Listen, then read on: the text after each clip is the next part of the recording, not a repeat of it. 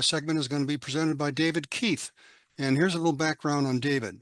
David comes to us from Cincinnati, Ohio, and he got his start in model trains with the Tyco train set at the age of 6. He got hooked on 2-foot at age 13 when reading about Bob Hayden's HON 30 Carrabassett and Dead River Railroad. I wonder how many of us got involved in narrow gauge at that early age. At age 14, he got into displaying layouts when he joined the Eastern Loggers. That sectional layout is now in the Pennsylvania Lumber Museum. In 1998, he started displaying sectional Sn2 layout, and this led to the development of the Sn2 Fremo standards that were used by the Sn2 crew and now the Maine Sn2 Modelers. In 2018, he helped found an organization called HAVOC, H-A-V-O-C, which is an HO Fremo style display layout that hosts both timetable and train order operations. But something unique about it is they let the public be the operator. Dave has a 1-inch scale backyard ride on railroad and an Sn2 Sandy River Rangy Lakes mushroom style layout in the works. Dave's father and grandfather were both live steamers. So I guess you could say the apple didn't fall far from the tree, did it? David, over to you, sir. Thanks, Pete, for the warm welcome. Well, thanks, everybody. And for those of you who went to the Pittsburgh Narrow Gauge Convention, maybe I talked to you there. This presentation is about the setup that the Maine Sn2 Modelers had at the convention. Just a quick little background. This is Sn2 modeling is using HON 3 track, and it scales out to be just a little bit larger than 2-foot gauge, but it's using HON 3 track so that we can use the wheel sets and mechanisms for making Maine 2-foot prototype models. Additionally, this is about Fremo, and the Sn2 standard is derived from the HO standard. We have a few minor differences. 36-inch minimum radius is a little different. We have HON 3 as our track gauge. Our module widths can vary quite a bit, and you'll see that in our setup. And we've also simplified the wiring because we don't need some of the complexities that they have. So with that background, let's get started. So this is the Pittsburgh setup that we had, and this shows off what the overall layout was. And you can see in the background, we had a great spot at the opening of the door, and the layout's pretty simple. It shows off exactly what we want to do in our modeling. We have we run point to point so that we run our trains actively. There's no backdrop, and this enables us to interact with the public. Matter of fact, I didn't take this picture. I'm the first person in the picture. Sam Swanson took this picture, so I was interacting with him, and you can see us interacting with others. We also like to model not just big towns like you see Kingfield here in the background, but also a lot of just scenes. So our trains run through rural scenery, and that is really important to us because Maine trains ran through rural scenery. So our simple setup here is a U-shaped layout that ran from a full train length turntable in the back over here, ran all the way around, ran through Kingfield and around and over here to Bigelow. We also like to have scenes that represent prototype scenes, and Fremo lets us do that. And so you'll see that in this discussion. As I said, so this is, well, I should say, you know, Pete told me to shorten this presentation, so I'm done. This is it. This one slide tells everything about our setup that you need. You can see all the main aspects that are us. Not only that, you can see 3 of us. That's me here in the foreground here, Gary White in the middle here, and Chris McChesney. I think he just came from the vendor room, so he's trying to stash all his purchases underneath the layout. And John Randell for the whole convention was pretty much up in his hotel room dealing with work. We felt bad for John, but we enjoyed the trains. Okay, Pete said I did have to keep going. I shouldn't just stop here. So let's move forward. First of all, as Pete mentioned, the Sn2 came first, and I had been displaying a sectional layout in SN2 at Gary Kohler's train show every spring. And Lee Rainey came up to me and said, "Hey, can I set up with you?" Well, that led to the Fremo standard and eventually to the SN2 crew. And you probably saw us at a few narrow gauge conventions.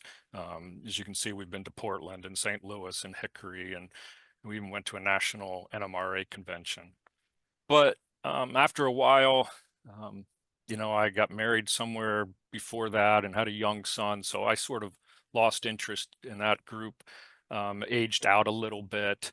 And so around 2018, I started setting up again on my own. And I built that turntable, which we'll talk about. And I just ran point to point on simple setups. And Gary and Chris started showing up, and they started then bringing rolling stock to run on my layout. And finally, Chris, who was mostly an HON30 modeler, got hooked into SN2. And now we have two more, John and Jeff, who have joined us and been a part of setups, and we've now been to the National Narrow Gauge Convention in Pittsburgh. Here is the setup that was presented in Pittsburgh. It shows you the free-form nature of it. At the one end, we have a full train length turntable, a really small little module. Kingfield here is a pretty significant module, a little more than 90 degrees or 180 degrees of curves that swung us back and brought us to Bigelow. So let's start and interrogate and take a look at all the modules. For a module that has no scenery, this module has a lot of people come and look at it. They love the fact that you can turn a full train, and it'll turn an engine in 6 or 7 cars. It's a flat table. There's no, lazy Susan or anything fancy. There's a simple pivot point. In the middle of the table here, you can see a little piece of plastruck tubing that goes down through the table and into another piece of, I think it's evergreen tubing, and that is the pivot point. And I can just pull that out, and the turning table comes off of the module itself. The module sides are plastic. I don't know, it's vinyl or plastic, some sort of house siding, but it's just screwed in a few places. It's not rigid. I didn't make it rigid. It lets it be flexible. So in case the module has a little twist in it because of the setup, it can twist. And these barrel bolts, I added sleeves to them, but they align and conduct the electricity through to the tracks. And they've worked pretty reliably now for almost 15 plus to 20 years.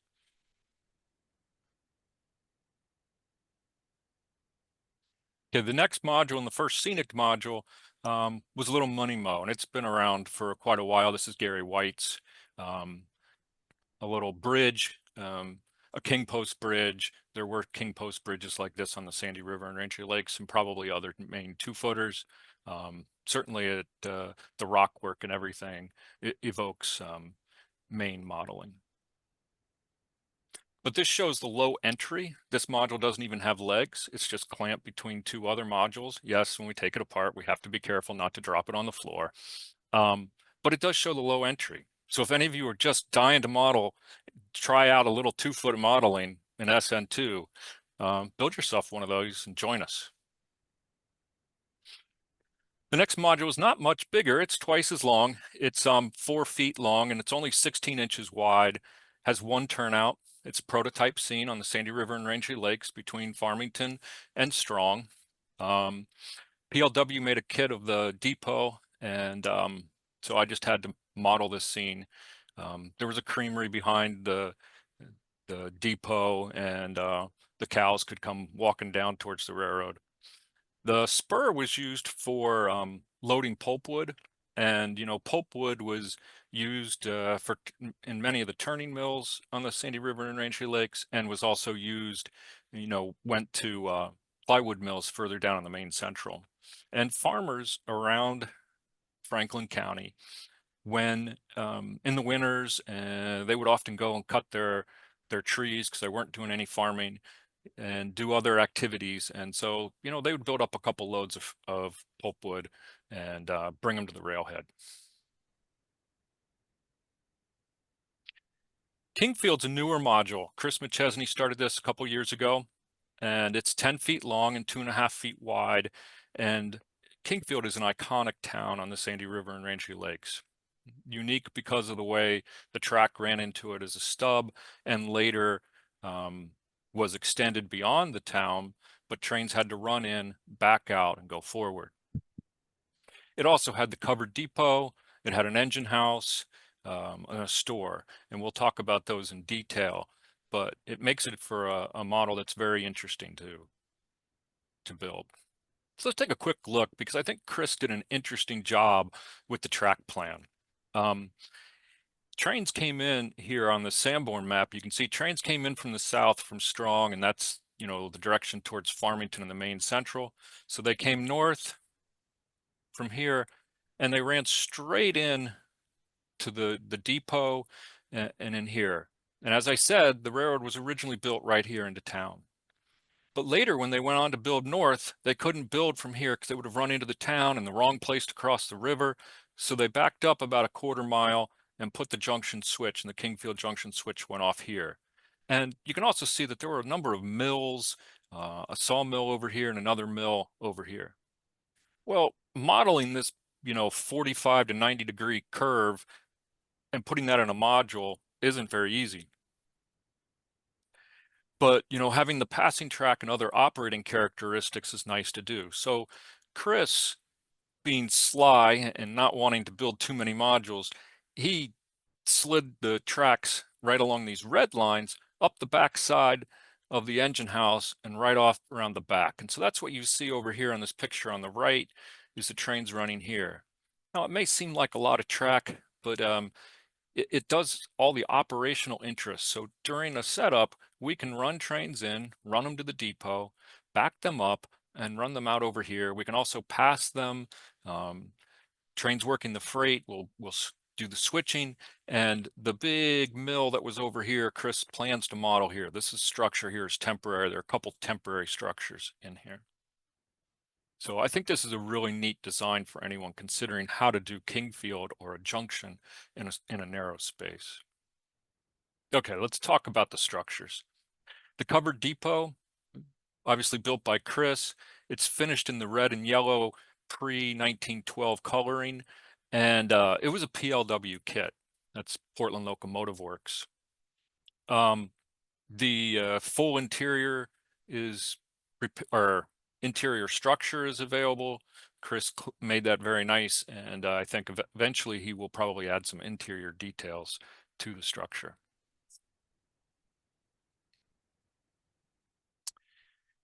The turntable was a metal turntable, and this is post 1914. The Maine Central had some extra girders around, and when they bought the Sandy River and Rangeley Lakes, they decided, hey, we want to strengthen this turntable, and so they added girders to the top of it rather than having more typical gallows type or truss rods supporting it.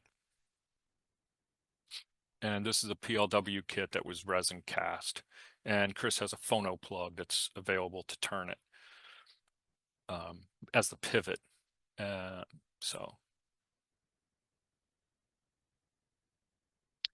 Okay, the engine house is another PLW kit. It features a nice full interior. It represents the 3-track engine house in Kingfield. And Chris has gotten, the tracks in place. So it looks nice.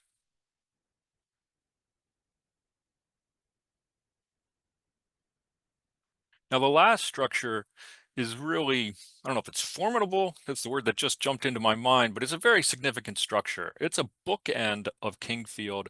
It marks the back end of town, or the edge of town. And it was the winter store. As you can see on the right, had a nice, lettering on it, and Chris captured that lettering in his structure. And this too is a PLW kit. And Chris chose a nice baby blue color for the structure. We have no idea what the real structure color was at this time, but it certainly makes for an interesting scene. One of the side parts of the structure is this Grainery, and the Grainery has a full interior as it comes as well. And Chris made the roof removable. Now what you'll notice here, and this is during the build, the track went right here in the white area, and he did put that in, but I don't have a photo of that.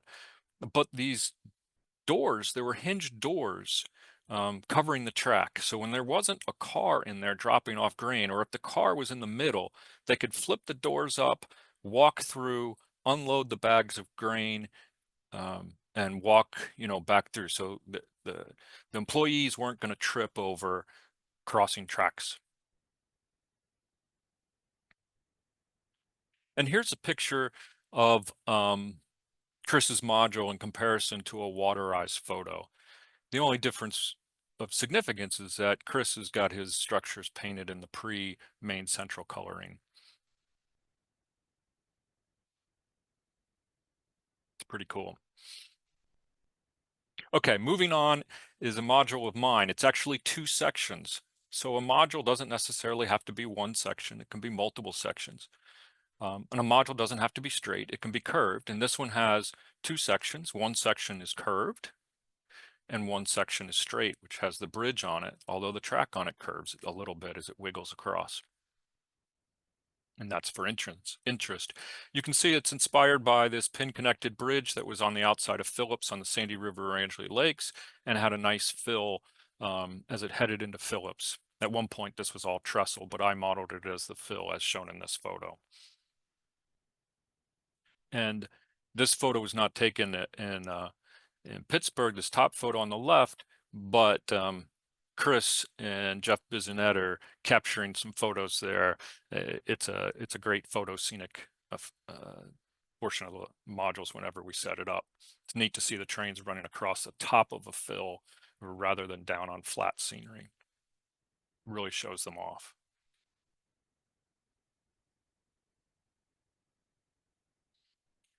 My next module is called Devil's Brook. And for 15 years, it had no scenery on it. It was just a flat piece of land with some telephone poles and some green grass. And before going to Pittsburgh, got this thing in me that said, hey, I'm going to put a road on this. So I started the road. And then I looked at it and I said, well, this road is kind of boring with just a road. So then I put in a brook. Well, as I did all that, I realized, darn it, I'm not finishing all my structures that I'd hoped to finish in Bigelow. So I call it Devil's Brook because this module distracted me from doing what I really should have done. But it is reminiscent, and the culvert here was a box culvert, is similar to box culverts that were on the Sandy River and Rangeley Lakes. This module is quite a looker, in my mind, and it has appeared in newspapers.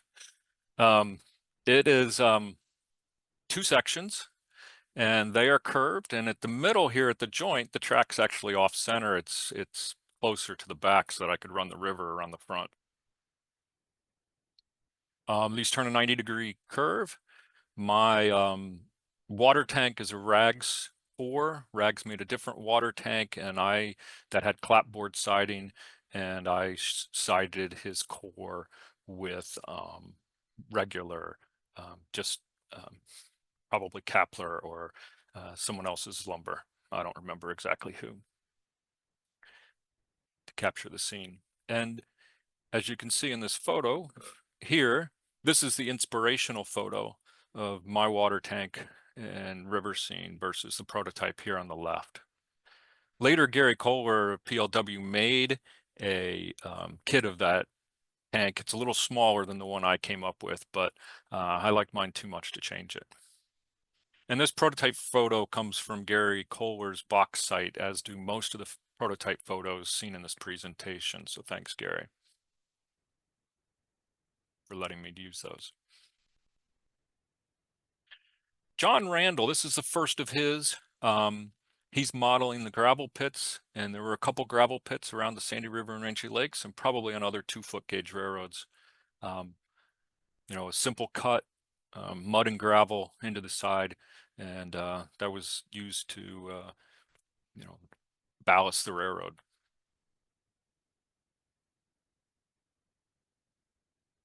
John's second module here is Brook, and this is based on prototype research and photos and things that he went and hunted down. He actually went and tried to figure out how far the railroad was from the road.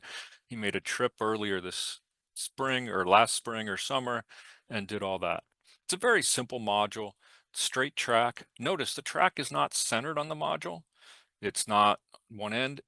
Our Fremo standard for SN2 allows you to locate the track anywhere as long as you provide protection, roughly 6 inches for the main line between the edges. The track has a pulpwood loading siding, and you'll see at the other end, it has a little shed. Oh, that's right here. Yeah. And 2 bridges, another King Post Bridge, which according to one of the books existed at this location. And I don't even know what you call this bridge. It's a through Warren Truss or something like that for the road. Now, John did some fine tree work. Oh, well, before I get into the tree work, here's a close-up of the racks. These pulpwood racks are Mount Blue kits that were built by Gary White. And then here is the shed for the section house. And John modified a Mount Blue boxcar kit for that. And he modified a BTS SN3 pump car and converted it to SN2. All right, now we'll get into John's scenery aspects. You can see some flowers and stuff here. But he also went to the trouble of trying to really build some neat trees. And so he built one of his trees, or a couple of his trees were wire trees. They have bark built up with liquid latex and Scenic Express super leaves on them. He also built some pine trees. A couple of these are commercial, but he also hand built some pine trees. The commercial ones come from Prio Model. It's a UK company. And the hand built ones are wire trunks. This time yellow glue and sawdust make up the bark. And 1 millimeter static grass, which can be purchased through some other companies than the standard model railroad companies as pine needles. Okay, John's third and last module that he brought to the convention was this 22-degree curve. And again, you can see how simple a module makes a great scene, and just great, or a simple scene makes a great module. He modeled the fences along the edges that are so typical of the Sandy River and Rangeley Lakes, and probably along some of the other 2-footers. And they were often on both sides of the right-of-way. He's got the deep grasses and the simple earth-looking gravel. And this is a 22.5 degree curve. We actually don't care what degree curve you try to make a module. There's no rules or restrictions. We're pretty free form. Okay, the last module that was a part of the setup was my Bigelow. And Bigelow's 8 feet. It's 2 sections. It's been in the works for 15 years, and I haven't finished my structures yet. But it's getting there. This is I've laser cut the core of the engine house, and I'm working on that. And the turntable we'll talk about, but it's based on this photo here, which is actually looking the other direction. And you'll see more of these structures, the freight shed and the depot. And Bigelow had a sawmill at the end, and it was the end of, or one of the terminuses of the Sandy River and Rangeley Lakes on the northern end. And its whole purpose was to serve this sawmill. And then it had 2 big freight houses to serve the general area and north of Bigelow, because there was no railroad north of Bigelow. So a lot of freight, less than carload freight, came in and out of Bigelow. So my turntable, it's nothing fancy. It doesn't have the right spider and all that on it, but it operates really well. It's got this big chunk of brass on it, and it's got a solid brass base, and I made some contacts, but that weight really makes it stable and turn easily, and it's easy to position. So I've been really happy with that. The turntable itself is just glued onto the weight. Not glued, sorry. It's double-sided taped onto the weight. And here's the depot area looking from the other direction, and another photo here on the left of the depot area. I'm still working on that depot. It's only been 20 years, but I will finish it this year. But the kit came from PLW, and it was the core of the depot as it was originally built. But by 1913, when I'm modeling, there had been all kinds of additions to it.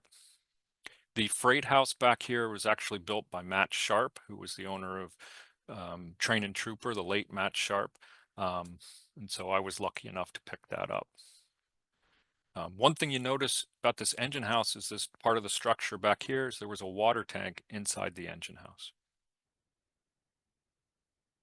Okay, so that wraps up the whole portion of the layout itself. And so I just want to let you know, in SN2, these are all the structure kits that have been built over the years. I won't sit on this, you can come back and look at it later, but there's been a lot done in SN2. Moving on to details. The locomotives were only stock track and turnouts that appear on the layout or appeared. So first of all, Train and Trooper did a lot for SN2. They did 2 sequences of Forneys, brass Forneys, and you can model just about every one of the 2-foot railroads, or 4 of them, using those, or at least get started on them.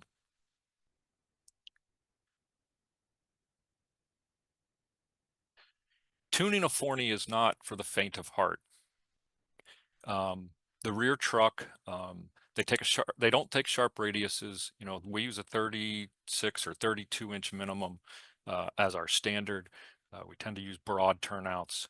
But to make them work reliably and without shorts, we grind the frames off the bottoms of the modules of the models. And Chris says his grinding is so clean he doesn't have to epoxy, but I like to epoxy the bottom of the module so I don't have to worry about shorts. And here's a photo of Chris also he's inserting a tsunami into here with current keeper and everything, and he gutted out the interior of the locomotive cab. Some of these came with full detailed back heads and everything, but that's really not useful. A lot of us would prefer sound over that. There was also some weights in here, and we take the weight out of the locomotive because if you put the weight on the back of an 044 locomotive, then you're putting weight on the trailing truck and not on the driver, so it reduces some of the pulling capabilities. These locomotives actually pull pretty well for their size. My home layout has a 1.5 or 7% grade, and I've been testing that, and I've been able to pull 8 cars up with one of these Forneys. So I can run a full trainer into my mountainous areas. Now, as I said at the beginning, one of the main reasons SN2 uses HON3 gauge is so that we can reuse components from HON3. And this is a great example of that. It's an MDC HON3 mechanism. A fellow out in California seems to have built this locomotive. It was a custom build. And he probably used some kidder parts for boiler, but he has, you know, his own turn domes, at least 1 or 2 of them. And, you know, we don't know where all the detailed parts, it had gone through 2 or 3 hands before it got to me. And then Chris rebuilt it for me because there was a really old open frame kind of motor in it. He put a can motor in it, and then he did it up with soundtracks, Tsunami 2 and Keep Alive in the tender. And now it's a great hauler and a great runner. But it shows how this kind of an MDC mechanism can capture the essence of Maine 2-foot models in SN2. Train and Trooper also did the Sandy River Railbus #4. And that also, I think it ran also on the Bridgeton and Saco River. And those with the trailer, you know, they can get DCC in them, and with the trailer, they can probably have sound in them.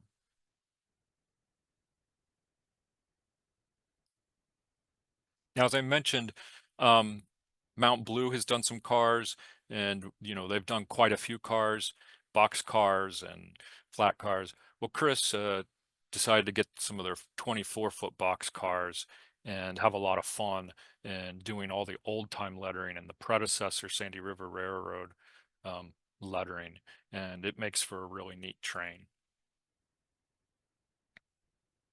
So even in SN2, you can model, you know, anywhere from the 1880s to, or sorry, 1890s to, you know, 1930s.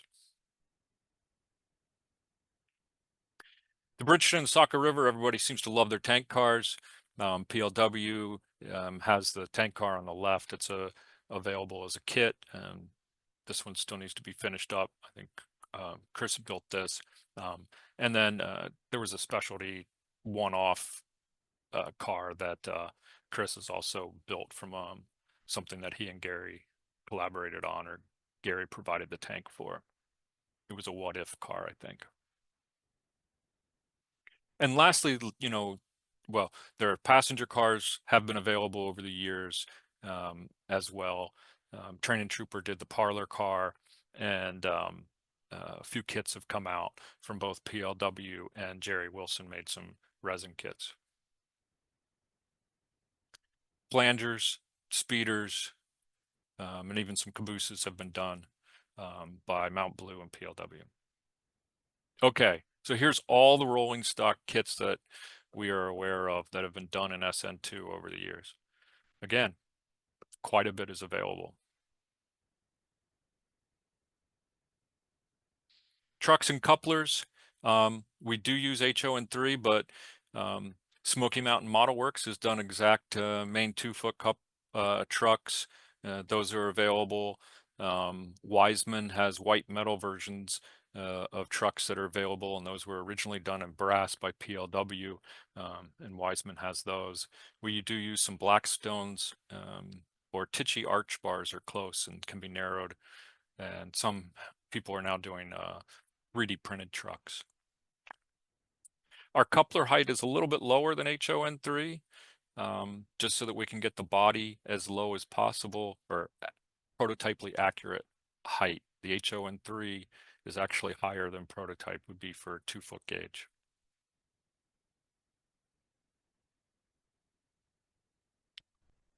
Okay, track. HON3 on the right, I had started and I did all my track work hand laid.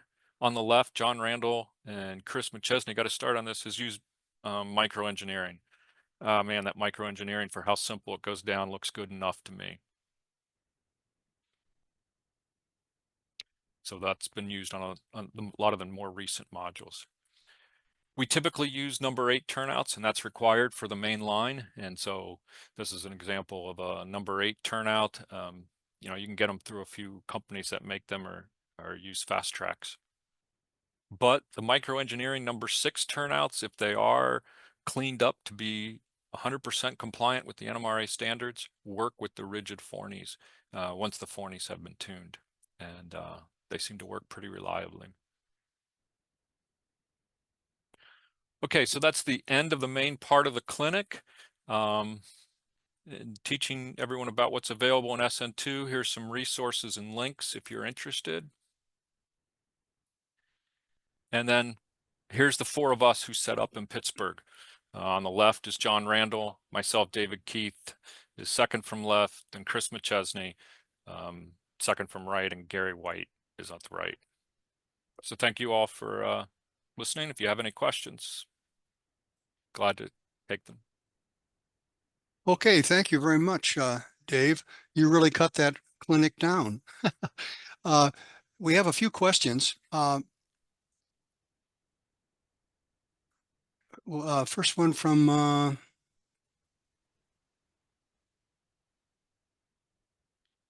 just a minute here. Robin Peel says, I really enjoyed this in Pittsburgh, especially the curved Carrabassett river scene. Great atmosphere. Thanks, Rob.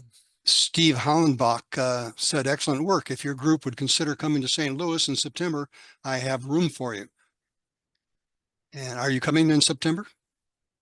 I'm hoping to come myself. I don't know if I will bring modules. We are a group from all over. I am from Cincinnati. Let's see if I get this right. Gary and Chris are from Baltimore. John is from Massachusetts, and then Jeff Bisonet is from Connecticut, or I've got that backwards, but I think that's right. Okay. Well, So good. We hope to see you there. they're in the East, but I hope to be there. You might be able to twist my arm for modules. Give me a couple weeks. Okay. Talk to the guys about it. You're certainly welcome to come. I can make Okay. some. David Woodhead said, what is the tall part of the Bigelow engine house? But I think you eventually answered that. It's a water tank, right? That's correct. And John Randell said, how he answers the question. It's a water tank. Tom Sullivan says, nice to see some Maine 2-foot represented here. Reiner already says, your module seems quite big. How do you keep them light? Maybe by using some gator foam? This predates Gator foam, but my modules, everyone builds their modules in their own way. The standard doesn't spec how you should build them. I build my modules primarily out of foam, and I've got a long history of that going back to the Eastern Loggers in the 80s. We were building in foam back then. Not the plywood ends are actually the heavy part because Fremo requires a 3/4 inch plywood end for clamping rigidity. Otherwise it's, some masonite on the outside. Thank you. And finally, Bill Hobbs says, thanks. Enjoyed seeing the modules in Pittsburgh. Well, that was great. Nice presentation, David. Thank you very much. And as a side note, I've become quite a fan of the 2-foot narrow gauge. I spent some time about 3 years ago working on the Wiscasset, Waterville, and Farmington laying track on that 2-mile extension they had. So it's right down my alley. I appreciate it. Thank you very much for doing this, David.